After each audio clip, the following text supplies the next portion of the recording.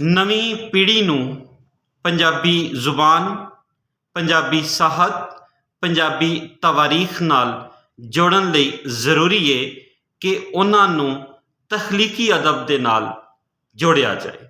ਉਹਨਾਂ ਵਾਸਤੇ ਵਧੀਆ ਤੋਂ ਵਧੀਆ ਤਖਲੀਕੀ ਅਦਬ ਸਾਹਮਣੇ ਲਿਆਂਦਾ ਜਾਵੇ। ਸ਼ੇਰੀ ਖੇਤਰ ਦੇ ਵਿੱਚ ਅਤੇ ਨਸਰੀ ਖੇਤਰ ਵਿੱਚ ਅਜਿਹਾ ਲਿਖਿਆ ਜਾਏ ਜੋ ਉਹਨਾਂ ਨੂੰ ਮਨ ਖਿੱਚਵਾਂ ਲੱਗੇ ਅਤੇ ਉਹਨਾਂ ਦੀ ਦਿਲਚਸਪੀ ਦੇ ਨਾਲ ਨਾਲ ਉਹਨਾਂ ਦੀ ਜ਼ਿਹਨੀ ਤਰਬੀਅਤ ਵਾਸਤੇ ਵੀ ਇੱਕ ਉਚੇਚਾ ਕਿਰਦਾਰ ਅਦਾ ਕਰੇ। ਸੁਰਿੰਦਰ ਸੋਲ ਹੋਰਾਂ ਦਾ ਨਾਵਲ ਸਿੰਘਾਸਨ ਐਸੇ ਹੀ ਹਵਾਲੇ ਨਾਲ ਇੱਕ ਵਧੀਆ ਯਤਨ ਹੈ। ਸਿੰਘਾਸਨ ਸੁਰਿੰਦਰ ਸੋਲ ਹੋਰਾਂ ਦਾ ਨਾਵਲ ਹੈ।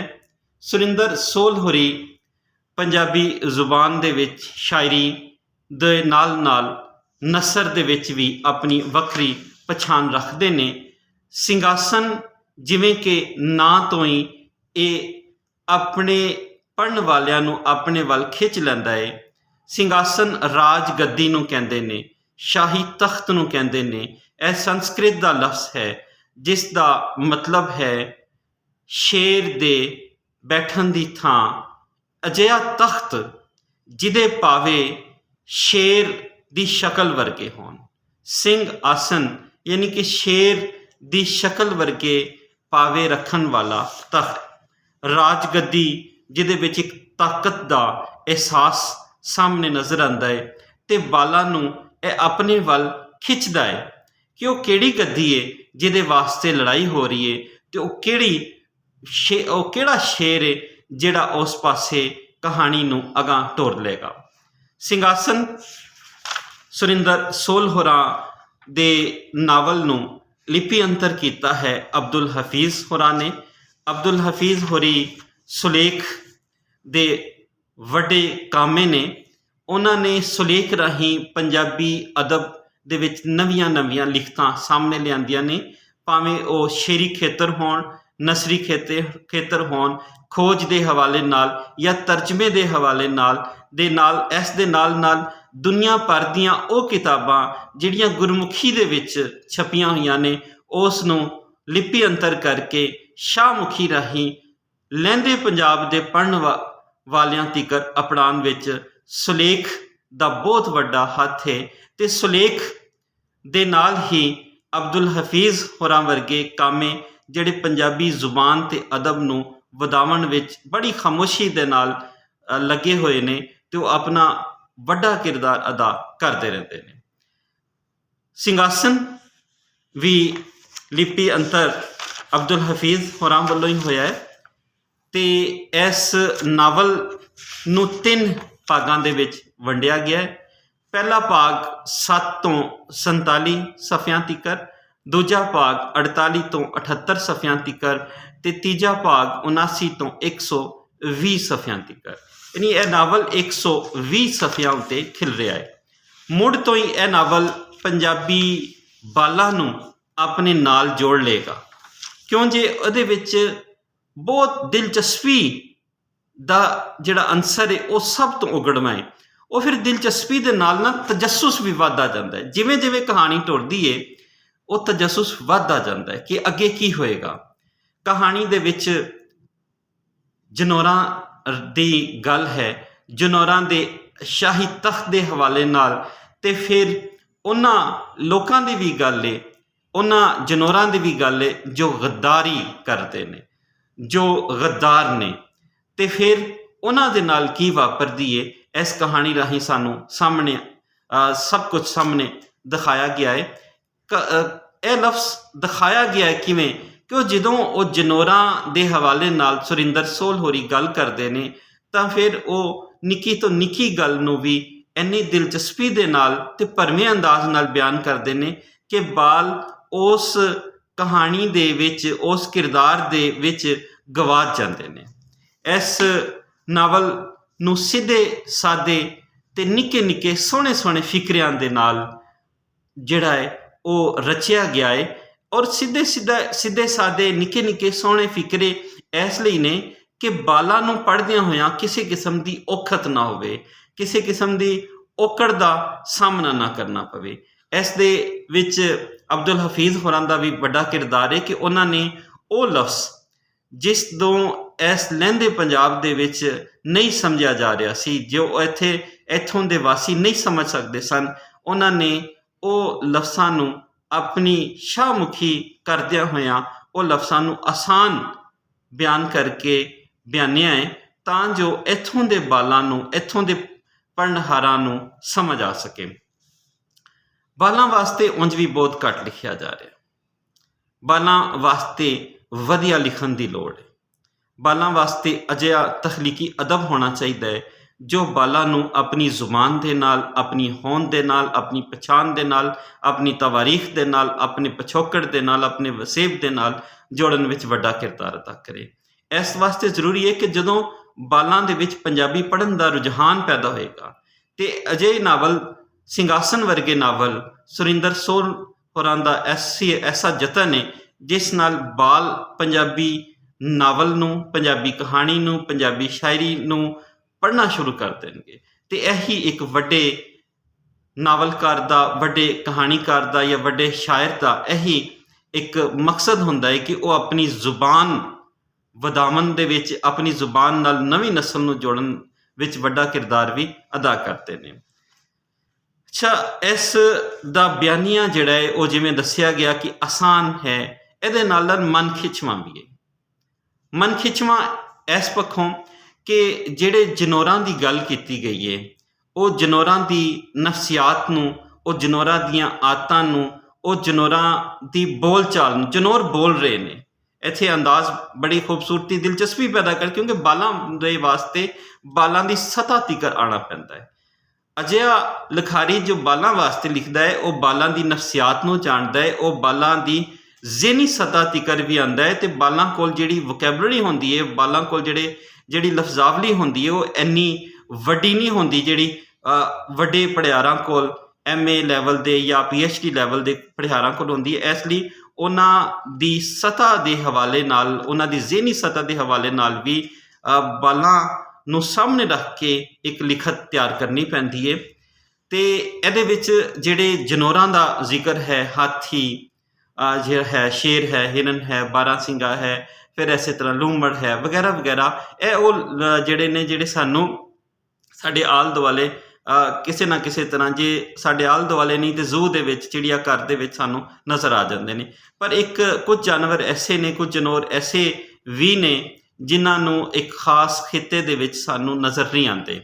ਪਾਂਡਾ ਜਿਹੜਾ ਹੈ ਉਹ ਬਹੁਤ ਘੱਟ ਇੱਥੇ ਵਿਖਾਲੀ ਦਿੰਦਾ ਹੈ। ਪਰ ਇਸ ਦੇ ਨਾਲ ਨਾਲ ਇੱਕ ਹੋਰ ਜਨੌਰ ਹੈ ਜਿਸ ਨੂੰ ਸਕਿੰਕ ਕਿਹਾ ਜਾਂਦਾ ਹੈ। ਸਕਿੰਕ ਤੁਸੀਂ ਅਗਰ ਦੇਖ ਸਕੋ, ਇਹ ਉਹਦੀ ਸ਼ਕਲ ਹੈ। ਸਕਿੰਕ ਦੀ ਕੀ ਨਫਸੀਆਤ ਹੈ, ਸਕਿੰਕ ਦੀ ਫਿਤਰੀ ਹਾਲਤ ਕੀ ਹੈ, ਸਕਿੰਕ ਕਿਵੇਂ ਮੁਆਸ਼ਰੇ ਵਿੱਚ ਕਿਰਦਾਰ ਅਦਾ ਕਰਦਾ ਹੈ, ਫਿਰ ਯਾਨੀ ਉਹਨਾਂ ਦੇ ਜਨੌਰਾਂ ਦੇ ਮੁਆਸ਼ਰੇ ਦੇ ਵਿੱਚ, ਜਨੌਰਾਂ ਦੇ ਇੱਕ ਸਮਾਜ ਦੇ ਵਿੱਚ ਕਿਵੇਂ ਕਿਰਦਾਰ ਅਦਾ ਕਰਦਾ ਹੈ, ਉਸ ਨੂੰ ਬੜੀ ਖੂਬਸੂਰਤੀ ਦੇ ਨਾਲ ਬਿਆਨਿਆ ਗਿਆ ਹੈ ਜੋ ਪੜ੍ਹਨ ਦੇ ਨਾਲ ਤਾਲੁਕ ਰੱਖਦਾ ਹੈ। ਫਿਰ ਇਸ ਤਰ੍ਹਾਂ ਇੱਕ ਕਿਰਦਾਰ ਹੈ ਕਾਲਾ ਕੁੱਤਾ। ਕਾਲਾ ਕੁੱਤਾ ਸੁਭਾਅ ਵੱਲੋਂ ਆਪਣੇ ਪਿਤਾ 'ਤੇ ਨਹੀਂ ਗਿਆ। ਸਫਾ ਨੰਬਰ 43 ਤੋਂ ਤੁਹਾਡੇ ਵਾਸਤੇ ਕੁਝ ਲਾਈਨਾਂ ਪੜ੍ਹ ਰਿਹਾ। ਕਾਲਾ ਕੁੱਤਾ ਸੁਭਾਅ ਵੱਲੋਂ ਆਪਣੇ ਪਿਤਾ 'ਤੇ ਨਹੀਂ ਗਿਆ। ਇਹ ਅੱਤ ਦਾ ਸ਼ਰੀਫ, ਵਫਾਦਾਰ, ਸਾਊ ਤੇ ਸਿਆਣਾ ਪ੍ਰਾਣੀ। ਜੰਗਲ ਦੇ ਕੁਝ ਵਾਸੀ ਇਹਦੇ ਪਿਤਾ ਦੇ ਲਾਲਚੀ ਸੁਭਾਅ ਦੇ ਤਾਨੇ ਇਸ ਵਿਚਾਰੇ ਭੋਲੇ ਭਾਲੇ ਨੂੰ ਦਿੰਦੇ। ਇਹ ਚੰਗੀ ਗੱਲ ਨਹੀਂ। ਕਿਉਂ? 12 ਸਿੰਘੇ ਭਾਈ, ਮੈਂ ਠੀਕ ਕਿਹਾ ਨਾ? ਲੂੰਮੜ ਨੇ 12 ਸਿੰਘੇ ਵੱਲ ਵੇਖਦੇ ਹੋਏ ਪੁੱਛਿਆ। 12 ਸਿੰਘੇ ਨੇ ਰੱਤਾ ਕੋ ਗਰਦਨ ਨੀਵੀਂ ਕਰਕੇ ਕਿਹਾ, ਜੀ ਠੀਕ ਕਿਹਾ। ਤੁਸੀਂ ਦੇਖੋ, ਇਹ ਜਨੌਰਾਂ ਦੀ ਗੱਲਬਾਤ, ਜਨੌਰਾਂ ਦਾ ਜਿਹੜਾ ਅੰਦਾਜ਼ ਹੈ, ਇੰਨੀ ਖੂਬਸੂਰਤੀ ਨਾਲ ਬਿਆਨ ਕੀਤੀ ਹੈ ਕਿ ਇੰਝ ਲੱਗਦਾ ਹੈ ਕਿ ਜਿਵੇਂ ਕੋਈ ਇਨਸਾਨ ਜਿਹੜੇ ਨੇ ਉਹ ਆਪਸ 'ਚ ਮੁਕਾਲਮੇ ਕਰ ਰਹੇ ਹੋਣ। ਇਹ ਬਾਲਾਂ ਨੂੰ ਸਮਝਾਉਣ ਵਾਸਤੇ ਬਿਹਤਰੀਨ ਅੰਦਾਜ਼ ਹੈ। ਫਿਰ ਆਪਾਂ ਇੱਕ ਅਰਜ਼ੀ ਲਿਖ ਕੇ ਸ਼ੇਰ ਨੂੰ ਦਈਏ, ਉਹ ਐਲਾਨ ਕਰਨ ਕਿ ਜੰਗਲ ਦਾ ਕੋਈ ਵੀ ਜਿਉ ਜੰਤੋ, ਪੰਛੀ, ਜਨੌਰ, ਕਾਲੇ ਕੁੱਤੇ ਨੂੰ ਤਾਂ ਕੀ ਕਿਸੇ ਨੂੰ ਵੀ ਤਾਨਾ ਨਹੀਂ ਮਾਰੇਗਾ। ਕਿਸੇ ਦਾ ਪਿਓ, ਦਾਦਾ ਜਾਂ ਪੜਦਾਦਿਆਂ ਦੀਆਂ ਗਲਤੀਆਂ ਉਹਨਾਂ ਦੀ ਔਲਾਦ ਨੂੰ ਨਹੀਂ ਚਿਤਾਰੇਗਾ। ਕੀ ਮੇਰੀ ਸਲਾਹ ਠੀਕ ਹੈ?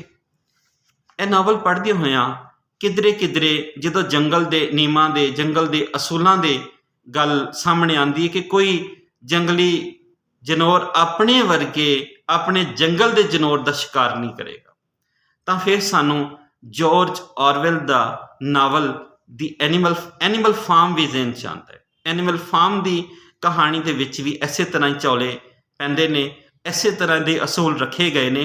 ਕਿਧਰੇ ਕਿਧਰੇ ਸਾਨੂੰ ਸੁਰਿੰਦਰ ਸੋਲ ਹੋਰੀ ਐਨੀਮਲ ਫਾਰਮ ਦਾ ਜਿਹੜਾ ਉਹ ਤੱਤ ਹੈ, ਐਨੀਮਲ ਫਾਰਮ ਦਾ ਜਿਹੜਾ ਮੈਸੇਜ ਹੈ, ਉਹ ਸਾਨੂੰ ਲੱਗਦਾ ਹੈ ਕਿ ਜਿਵੇਂ ਉਹਨਾਂ ਕੋਲੋਂ ਮੁਤਾਸਿਰ ਹੋਏ ਨੇ। ਐਨੀਮਲ ਫਾਰਮ ਦੀ ਕਹਾਣੀ ਦੇ ਵਿੱਚ ਵੀ ਕਿ ਉਹ ਕਹਾਣੀ ਇੰਨੀ ਦਿਲਚਸਪੀ ਦੇ ਨਾਲ ਇਸ ਲੈਵਲ 'ਤੇ ਲੈ ਜਾਂਦਾ ਹੈ ਕਿ ਉਹ ਉਸ ਵੇਲੇ ਦੀ ਸਿਆਸਤ ਨੂੰ, ਉਸ ਵੇਲੇ ਦੇ ਸਮਾਜ ਨੂੰ ਵੀ ਸਾਹਮਣੇ ਲਿਆ ਕੇ ਰੱਖ ਦਿੰਦਾ ਹੈ। ਅਤੇ ਸੁਰਿੰਦਰ ਸੋਲ ਹੋਰਾਂ ਦਾ ਜਿਹੜਾ ਨਾਵਲ ਹੈ, ਅਗਰ ਅਸੀਂ ਉਹਨੂੰ ਦੇਖੀਏ ਕਿ ਇਹ ਨਾਵਲ ਬਾਲਾਂ ਦੀ ਦਿਲਚਸਪੀ ਦੇ ਨਾਲ ਇਹਦੇ ਵਿੱਚ ਕੋਈ ਨਾ ਕੋਈ ਸੁਨੇਹਾ ਵੀ ਹੈ, ਕਿਤੇ ਨਾ ਕਿਧਰੇ ਸੈਟਾਇਰ ਵੀ ਹੈ, ਕਿਤੇ ਨਾ ਕਿਧਰੇ ਤੰਜ਼ ਵੀ ਹੈ, ਕਿਤੇ ਨਾ ਕਿਧਰੇ ਸਾਨੂੰ ਸਮਾਜ ਦੀਆਂ ਉਹਨਾਂ ਭੈਣਾਂ ਦਾ ਵੀ ਜ਼ਿਕਰ ਮਿਲਦਾ ਹੈ ਜਿਹੜੀਆਂ ਸਾਡੇ ਸਮਾਜ ਦੇ ਵਿੱਚ ਮੌਜੂਦ ਨੇ, ਅਤੇ ਉਹਨਾਂ ਨੂੰ ਬਿਆਨਨ ਲੱਗਿਆ ਹੋਇਆਂ ਜਨੌਰਾਂ ਦੀ ਕਹਾਣੀ, ਜਨੌਰਾਂ ਦੇ ਰਵੱਈਏ, ਜਨੌਰਾਂ ਦੀ ਨਫਸੀਆਤ ਨੂੰ ਸਾਹਮਣੇ ਰੱਖ ਕੇ ਸੁਰਿੰਦਰ ਸੋਲ ਹੋਰਾਂ ਨੇ ਆਪਣਾ ਸੁਨੇਹਾ ਜਿਹੜਾ ਹੈ ਉਹ ਲੁਕਾਈ ਤੀਕਰ ਅਪੜਾ ਦਿੱਤਾ ਹੈ। ਨਿੱਕੀਆਂ ਨਿੱਕੀਆਂ ਗੱਲਾਂ ਦੇ ਵਿੱਚ ਵੱਡਾ ਪੈਗਾਮ ਦੇਣਾ, ਵੱਡੀ ਸ਼ੈ ਲਿਆਉਣਾ, ਵੱਡਾ ਸਬਕ ਸਿਖਾਉਣਾ, ਉਹ ਸੁਰਿੰਦਰ ਸੋਲ ਹੋਰਾਂ ਨੇ ਉਸ ਦਾ ਯਤਨ ਕੀਤਾ ਹੈ। ਸਫਾ ਨੰਬਰ 15 'ਤੇ ਕੁਝ ਸਤਰਾਂ ਹੋਰ ਦੇਖੋ। ਪਰ ਕੋਈ ਵੀ ਜਾਨਵਰ ਮੇਰਾ ਮਿੱਤਰ ਨਹੀਂ ਬਣਨਾ ਚਾਹੁੰਦਾ, ਸਾਰੇ ਮੈਨੂੰ ਮਖੌਲ ਕਰਦੇ, ਮੇਰੇ 'ਤੇ ਹੱਸਦੇ। 12 ਸਿੰਘਾਂ ਤਾਂ ਮੇਰਾ ਬਹੁਤ ਲਹੂ ਪੀਂਦਾ ਹੈ, ਕੋਈ ਮੌਕਾ ਜਾਣ ਨਹੀਂ ਦਿੰਦਾ, ਮੇਰੀ ਬੇਇੱਜ਼ਤੀ ਕਰਦਾ ਹੈ। ਪਤਾ ਨਹੀਂ ਇਸ ਗੱਲ ਦਾ ਬਦਲਾ ਲੈਂਦਾ ਬਈ ਇਹਦੇ ਪਿਓ ਨੂੰ ਸਾਡੀ ਨਸਲ ਦੇ ਕੁੱਤਿਆਂ ਨੇ ਪਾੜ ਸੁੱਟਿਆ ਸੀ, ਕਾਲੇ ਕੁੱਤੇ ਨੇ ਹੋਕਾ ਭਰਿਆ। ਹੁਣ ਤੁਸੀਂ ਦੇਖੋ ਕਿ ਕਾਲੇ ਕੁੱਤੇ ਦਾ ਕਿਰਦਾਰ, ਸਕਿੰਕ ਦਾ ਕਿਰਦਾਰ, ਸ਼ੇਰ ਦਾ ਕਿਰਦਾਰ, ਲੂਮੜ ਦਾ ਕਿਰਦਾਰ, ਇਹ ਬਹੁਤ ਹੀ ਖੂਬਸੂਰਤੀ ਦੇ ਨਾਲ ਬਿਆਨ ਕੀਤਾ ਹੈ। ਹਣਕਾਰੀ ਖਰਗੋਸ਼ ਵੀ ਹੈ। ਤੈਨੂੰ ਉਹਦੀਆਂ ਕੁਝ ਲਾਈਨਾਂ, ਤੈਨੂੰ ਖਰਗੋਸ਼ ਤੇ 12 ਸਿੰਘੇ ਤੋਂ ਸਬਕ ਸਿੱਖਣਾ ਚਾਹੀਦਾ। ਮਾੜੇ ਮਾਪਿਆਂ ਦੇ ਘਰ ਵੀ ਚੰਗੀ ਔਲਾਦ ਪੈਦਾ ਹੋ ਸਕਦੀ ਏ। ਹਣਕਾਰੀ ਖਰਗੋਸ਼ ਤੇ ਘਮੰਡੀ 12 ਸਿੰਘੇ ਤੇ ਘਰ ਵੇਖ ਕਿੰਨੀ ਸ਼ਰੀਫ ਤੇ ਅਕਲਮੰਦ ਔਲਾਦ ਪੈਦਾ ਹੋਈ ਏ। ਹੈਂ, ਉਹਨੇ ਇਹ ਗੱਲਾਂ ਜਿਹੜੀਆਂ ਨੇ, ਇਹ ਛੋਟੀਆਂ ਛੋਟੀਆਂ ਗੱਲਾਂ ਨੇ ਕਿ ਮਾੜੇ ਦੇ ਨਾਲ ਕਿਸ ਤਰ੍ਹਾਂ ਤੁਸੀਂ ਵਤੀਰਾ ਰੱਖਣਾ ਹੈ। ਜਿਹੜੇ ਭੈੜੇ ਨੇ, ਜਿਨ੍ਹਾਂ ਦੇ ਮਾਪੇ ਭੈੜੇ ਨੇ, ਉਹਨਾਂ ਦੀ ਔਲਾਦ ਨਾਲ ਵੀ ਤੁਸੀਂ ਪਿਆਰ ਸਿੱਖਣਾ ਹੈ, ਪਿਆਰ ਕਰਨਾ ਹੈ, ਉਹਦੇ ਨਾਲ ਤੁਸੀਂ ਕਿਸੇ ਤਰ੍ਹਾਂ ਪੈੜ ਨਹੀਂ ਕਰਨੀ।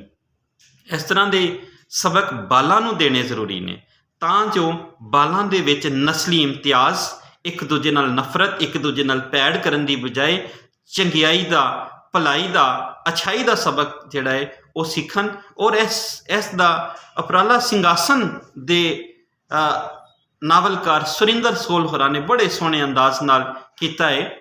ਇਹਨਾਂ ਦੇ ਬਾਰੇ ਕੁਝ ਜਿਹੜੀ ਮਾਲੂਮਾਤ ਉਹਨਾਂ ਦੇ ਫਲੈਪ ਦੇ ਵਿੱਚ ਦਰਜ ਹੈ ਕਿ ਪੰਜਾਬੀ ਗਜ਼ਲ ਦੇ ਉੱਗੇ ਨਾਂ ਤੇ ਢੇਰ ਸਾਰੀਆਂ ਕਿਤਾਬਾਂ ਦੇ ਰਚਨਹਾਰ ਸੁਰਿੰਦਰ ਸੋਲ ਦਾ ਜਨਮ ਜਲੰਧਰ ਵਿੱਚ ਹੋਇਆ ਹੈ।